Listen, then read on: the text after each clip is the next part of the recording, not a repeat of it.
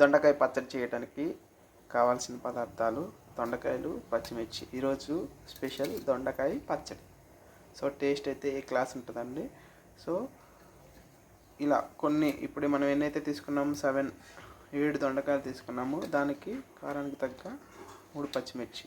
మీరు ఎక్కువ క్వాంటిటీ తీసుకుంటే ఇవి ఎన్నైతే ఉంటాయో దానికి హాఫ్ క్వాంటిటీ అనేది పచ్చిమిర్చి తీసుకోండి. కారం అనేది సరిపోతుంది. ఇది చిన్న చిన్న ముక్కలుగా కట్ చేసుకొని ఆయిల్లో ఫ్రై చేసుకోవాలి. ఫస్ట్ నేను చూపిస్తాను.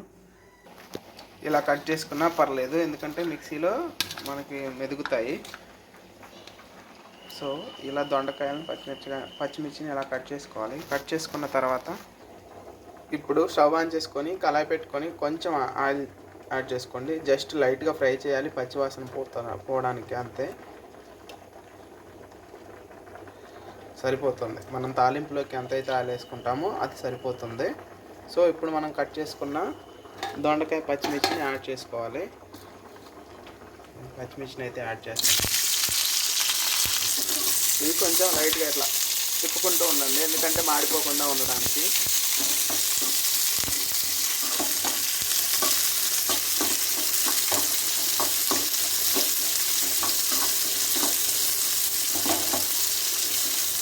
ఇలా లైట్గా మగ్గిన తర్వాత జస్ట్ ఒక మంట కొంచెం లైట్గా మగ్గిన తర్వాత స్టవ్ ఆఫ్ చేసుకోవాలి, అంతే. ఇప్పుడు ఒక చిన్న మిక్సీ జార్ తీసుకొని ఇంతకుముందు మనం మగ్గించుకున్న దొండకాయలు, పచ్చిమిర్చి అందులో వేసుకోవాలి. నేను చేసే అన్ని జెన్యూన్ వీడియోస్ అండి. సో నా వీడియో ఫాలో అయ్యి మీరు చట్నీ చేస్తే నేను ఎలా అయితే చేశానో అదే టేస్ట్ వస్తుంది. ఒకసారి ట్రై చేయండి, టేస్ట్ అయితే సూపర్ ఉంటుంది. నేను ఇప్పుడు టేస్ట్ కోసం అయితే, అంటే పులుపు కోసం అయితే ఈ చింతకాయ తొక్కు వాడుతున్నాను. మా సైడ్ అయితే ఇది చింతొక్కు అంటారు. సో ఒకవేళ మీ దగ్గర ఇది లేకపోతే ఇది ఎప్పుడు వాడతారు అంటే, ఇది చింతకాయలు పండే టైంలో బాగా చేసేసి ఇట్లా డబ్బాలో మగ్గపెట్టుకుంటారు. 1 year 2 years ఇట్లా నిల్వ ఉంటుంది. సో ఒకవేళ మీ దగ్గర ఇది లేకపోతే నార్మల్ చింతపండు అయినా వాడుకోవచ్చు, లేదంటే పులుపు కోసం ఒక టమాటా అయినా వాడుకోవచ్చు. నేను ఇంతే వేస్తున్నాను, మరి ఎక్కువ వేస్తే పుల్లగా ఉంటుంది. కొత్త మిక్సీని ఈరోజు ఓపెన్ చేస్తున్నాను. సో దీని చిన్న బౌలు. నేనేం వేయలేదండి, పచ్చిమిర్చి, దొండకాయ, చింతకాయ తొక్కు, అంతే. సూపర్ ఉంటుంది టేస్ట్. ఇలా గ్రైండ్ చేసుకోవాలి. ఇలా గ్రైండ్ చేసుకున్న తర్వాత మనం ఆల్రెడీ మగ్గపెట్టుకున్న కళాయిలోనే సేమ్ కొంచెం నూనె వేసుకొని తాలింపు కోసం నేను రెడీ చేస్తున్నాను. సో మగ్గపెట్టుకున్న కళాయి ఉంది కదా, దాంట్లోనే కొంచెం ఆయిల్ పోసేసుకొని మంటను కొన్ని పోపు దినుసులు అయితే యాడ్ చేయాలి.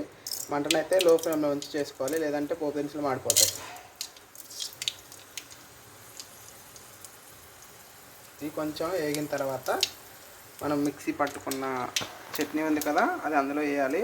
దీంట్లో కొంచెం కొత్తిమీర, కొంచెం కారం, కొంచెం పసుపు వేసుకోండి, ఎందుకంటే ఒకవేళ కారం తక్కువైనా సరిపోతుంది. ఇప్పుడు మంటని లో ఫ్లేమ్లో నుంచి హై ఫ్లేమ్లోకి టర్న్ చేసుకోండి. చేసుకొని కొంచెం ఉడకనివ్వండి చట్నీని. టేస్ట్ అయితే అరుపులు. దొండకాయ పచ్చిమిర్చి చట్నీ ఇది పల్లి చట్నీ లాగా ఉంది కదా, కాకపోతే చాలా తక్కువ టైంలో అయిపోతుంది. టేస్ట్ అయితే సూపర్ ఉంటుంది కంపేర్ టు పల్లి చట్నీ. పల్లి చట్నీ చేసి రోజు తిని బోర్ కొడితే ఈ చట్నీ ఒకసారి ట్రై చేయండి, సూపర్ ఉంటుంది. నేను ఆల్రెడీ చెప్పాను కదా, కొంచెం పసుపు, కొంచెం కారం యాడ్ చేయాలి. అంటే ఈ స్పూన్ తోటి కొంచెం, అంటే ఒక పావు స్పూను పసుపు, పావు స్పూన్ కారం వేసుకోండి, ఎందుకంటే నేను ఆల్రెడీ పచ్చిమిర్చి వేసాను కాబట్టి కారం సరిపోతుంది. పసుపు అనేది టేస్ట్ కోసం. ఒకసారి ట్రై చేయండి, సూపర్ ఉంటుంది టేస్ట్ అయితే.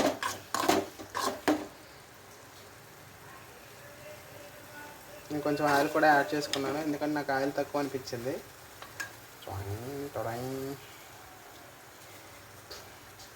మన వీడియోస్లో చూపించేది మొత్తం జెన్యూన్ వంటలండి. నేను ఏదైతే చేస్తున్నానో అదే చూపిస్తున్నాను మీకు.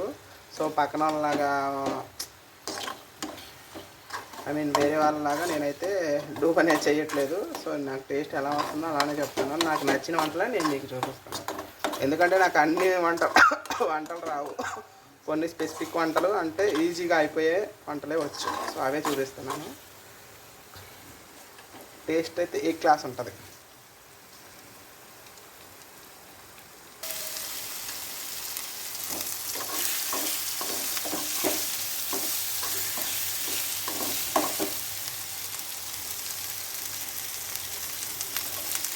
మీరు కూడా ట్రై చేయండి. ఒకసారి ట్రై చేసిన తర్వాత ఎలా వచ్చిందో కామెంట్ చేయండి. టేస్ట్ అయితే సూపర్ ఉంటుంది. ఈజీ, చాలా ఈజీ అండి.